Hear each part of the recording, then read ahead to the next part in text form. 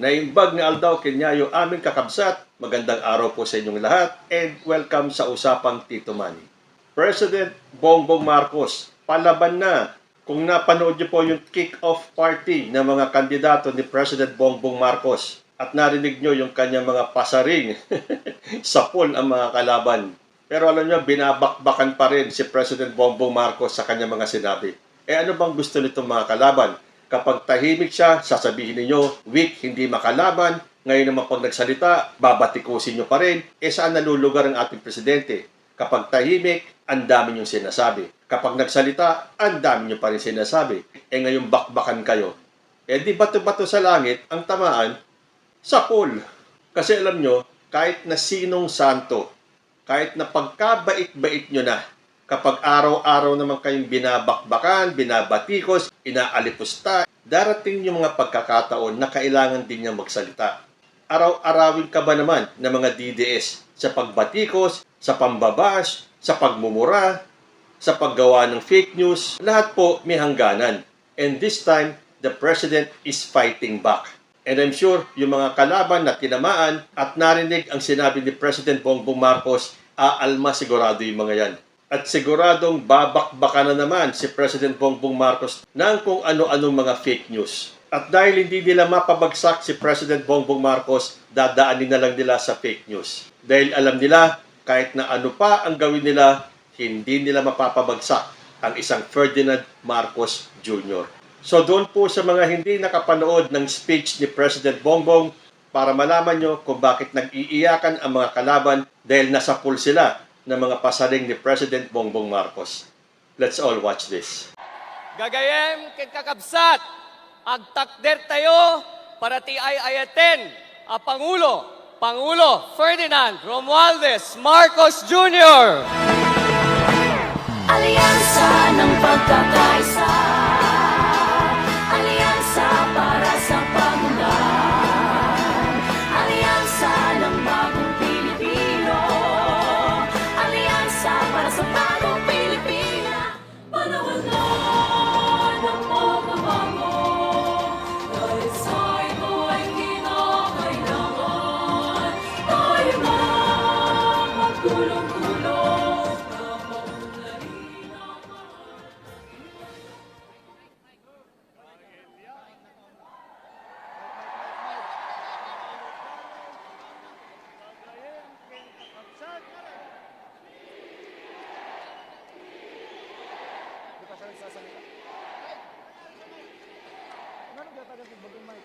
Kailya, Ilocos, kagayem ken kakabsat na imbag nga malemyo amin.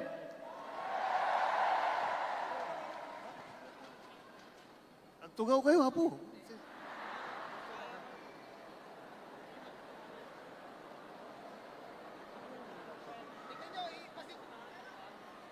Parang mahirap makapaniwala na nandito na naman tayo sa kampanya. Napakabilis ng panahon, napakabilis ng pagdaan ng 3 taon na akala natin ay magiging mas matagal. Ngunit nandito nga tayo sa darating na halalan sa Mayo. At sinimulan po natin ang aming national campaign, kagaya ng dati, dito po sa ating minamahal na lalawigan ng Ilocos Norte. Andito po ang aming ipinagmamalaki ng mga kandidato para sa Senado.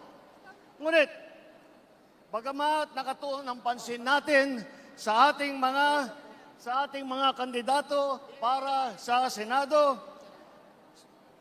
huwag po natin kaligtaan ang halos 18,200 na local executive na ating ihahalal sa Mayo. Nabanggit ko po ito dahil may pagmamalaki ng alyansa na kami lang ang may kumpletong ticket mula sa senador hanggang sa sangguniang bayan ng pinakamaliit na bayan ng buong Pilipinas. At hindi pangkaraniwan ang mga aming kandidato. Hindi po kagaya ng mga nakikita natin sa mga iba't ibang partido. Hirap na hirap makakuha ng kanilang mga miyembro. Ang amin pong ipinagmamalaki at pinaglalaban ay subok na at matagal nang nagseserbisyo sa publiko.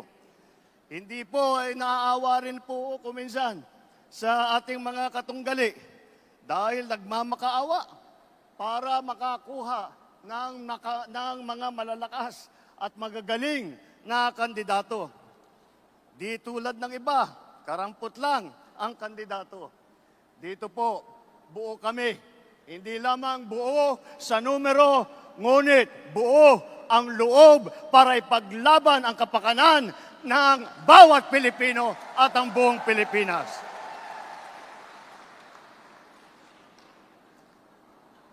Kaya naman, nagtataka nga ako, parang yung mga iba na naging kandidato, nag-deliver lang yata ng suka, nabigyan na ng certificate of candidacy. Dahil walang ikukumpara sa ating mga kandidato. Kung ihahambing natin sa mga napulot nila, ang ticket natin mula sa Senado hanggang Sangguniang Bayan ay mga leader na subok sa serbisyo. Magandang record na pwedeng ipagmalaki kahit kanino. Kung kilatisin natin ng isa-isa, napakatingkad ng ating kakayahan, ng kanilang kakayahan at ng mga pambato para sa pagbabago. At kapag pinagsama kagaya nito na nangyari dito sa alyansa, ay lalong nakaka-impress ang kanilang pinagsamang lakas at galing. 8 po sa ating mga kandidato ay veteranong senador. Palitan ko na lang, matagal ng senador kasi pag veterano baka akalain nila hindi lang luma kundi matanda. Andito po ang ating mga senador, Senator Cayetano, Senator Lacson, Senator Lapid, Senator Marcos, Senator Pacquiao, Senator Revilla, Senator Soto, Senator Tolentino. Pagpasok po sa Senado ng mga re-electionist sa Senado, ay wala na pong OJT. Hindi na mag-aaral. Alam nila ang trabaho. Alam na nila ang pangangailangan ng Pilipino.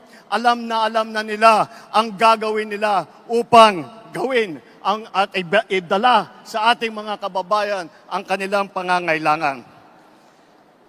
7 naman ay nanggaling naman sa Kongreso na subok sa batasan.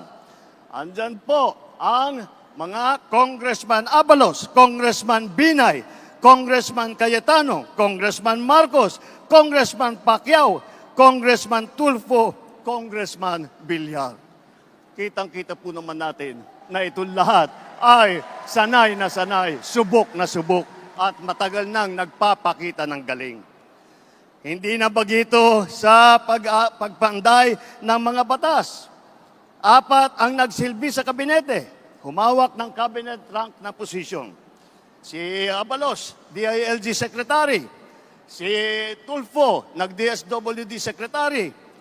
Lacson, ng Yolanda Rehabilitation Commission. Tolentino, siyang namuno ng MMDA. Ngunit, sa kanilang katungkulan, ay hindi lang po sila parelax-relax. Tingnan nyo po ang kanilang mga record at makikita po ninyo na sila ay nakagawa ng magandang pagbubuti para sa kanilang mga kagawaran. Alam nila ang government work galing sa kabinete. Hindi lang dada, pero gawa ang kanilang ipinapakita. They are not here to oppose. They are here to propose. 3 ang naging gobernador ng malalaking probinsya. Alam nyo na, Manang Aimee, dito sa atin, sa Ilocos Norte. Lito Lapid, Governor Lito Lapid ng Pampanga. At ang Governor Revilla ng Cavite naman. Bukod pa ron, kasama nila ang 3 naging city mayor. Abi Binay ng Makati, Tolentino ng Tagaytay, Abalos ng Mandaluyong. At huwag natin kalimutan na si Tito Sen, Senator Soto, ay naging Vice Mayor din ng Quezon City.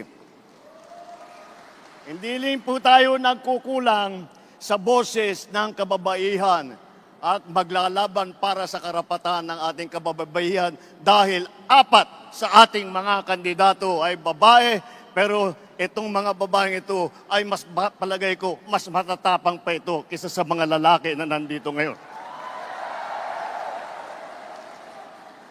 Mga abogado naman, 4 din.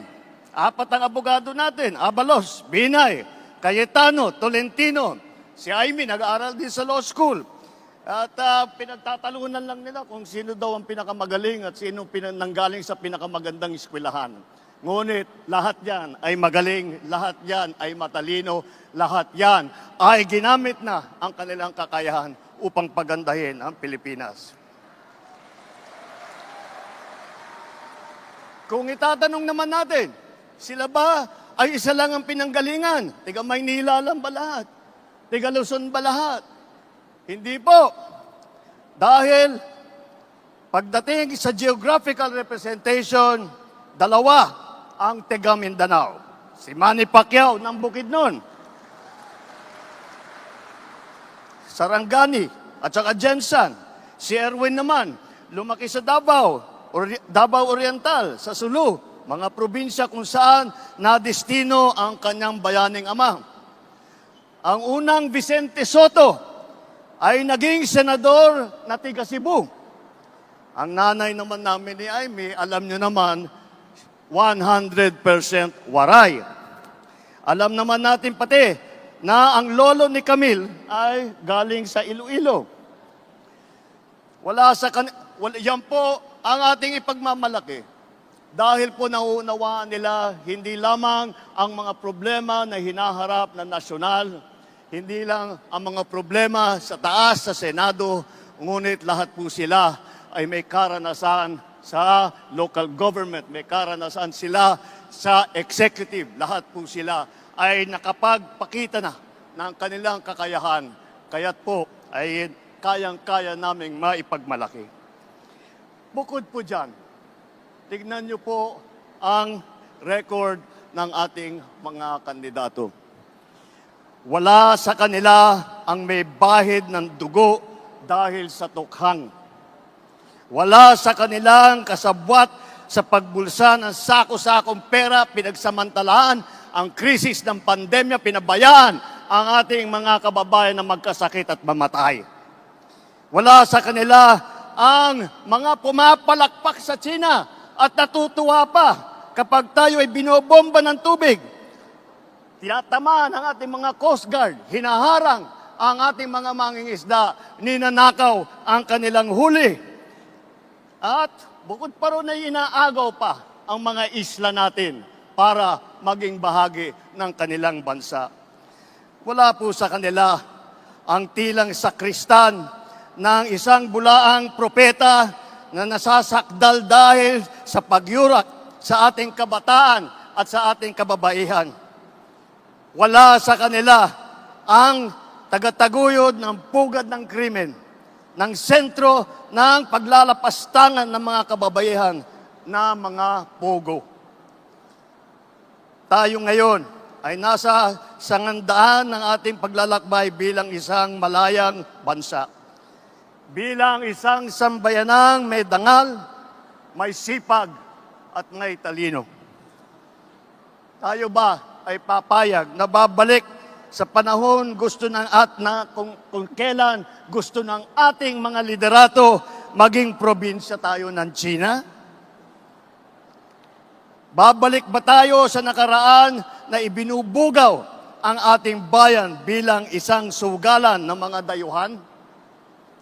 Nais ba natin bumalik sa landas na umaapaw sa dugo ng mga inosenteng mga bata na inagaw sa kanilang mga anak, mga ina, kinuha sa kanilang mga tahanan at inagaw ang kanilang kinabukasan?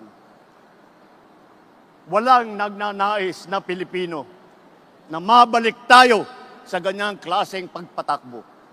Kaya naman, pakakatiyak po kayo na kapag ang ating mga kandidato ay naluklok sa Senado at sila ay nagsimula ng kanilang trabaho, asahan po ninyo na sila po ay hindi makikihalo, hindi makikilahok sa ganyang bagay na ating iniwanan na at naayaw balikan.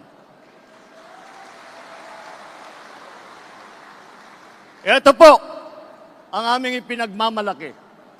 Ito po ang ating mga kandidato para ng alyansa para sa bagong Pilipinas. Ito po ang hinaharap namin sa inyo, ang pinakamagagaling na Pilipino, pinakamasipag na nagsiservisyo publiko at ang buong buhay nila ay itinaya nila hindi lamang para sa kapakanan ng kanilang mga sarili, kung hindi po para sa inyo, para sa taong bayan, para sa Pilipino at para sa Pilipinas. Kaya sa darating na Mayo po, huwag nyo na pong tignan ang mga ibang mga pangalan. I-shade nyo na po lahat po itong nandito na nasa harap ninyo at gawing nating 12-0 ang ating resulta sa Senado. Nang sa ganon, matitiyak natin ang kinabukasan ng ating minamahal na Pilipinas. Mabuhay ang alyansa! Mabuhay ang bagong Pilipinas! Mabuhay tayong lahat! Maraming salam, Diyos Nina kada kayo aming Alyansa ng pagkakaisa. Muli mga kababayan, ang Pangulo ng Republika ng Pilipinas, His Excellency Ferdinand R. Marcos Jr. Alyansa para sa bagong Amin pong Pilipinas. inaayayahan ang mahal na Pangulo para sa isang group photo kasama ang ating mga senador. Isang pinagtibay ng pangarap at adhikain.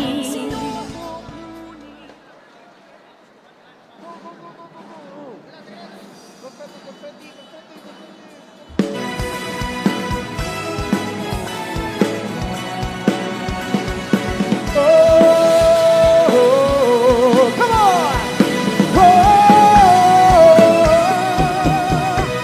Alyansa ng pagkakaisa, alyansa para sa pag-unlad, alyansa ng bagong Pilipino, alyansa para sa bagong Pilipinas, pagkakaisa ng damdamin hangarin.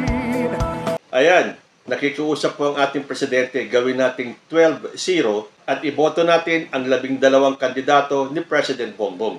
Although alam ko yung iba sa inyo may second thoughts. Tulad ko, dahil ako po ay nagdadalawang isip kay Senator Amy Marcos. Pero sa napanood natin, sincero kaya si Manang Amy sa pagbabalik niya kay PBBM? Imbaga na pa na hindi daw sila nag-aaway ng kanyang ading. Siya lang naman ang nang-aaway. Tahimik lang si President Bongbong. Doon naman sa mga nagdududa sa ibang kandidato ni PBBM. Baka yung iba daw sa mga ito ay mag-traidor. Tandaan po natin, kahit na po doon sa 12 disipulos ni Hesukristo, meron pong nag-traidor. So asahan po natin na doon sa mga tinamaan sa speech ni President Bongbong, siguradong ngangaw-ngaw po yung mga yan. At doon sa mga magta-traidor, ingat-ingat po kayo dahil magiging tatak nyo na habang buhay yan kung sakaling kayo ang mag-traidor.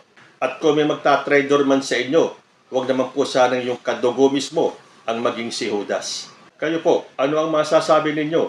Comment lang po down below and I will see you in my next video. Diyos, tiagina.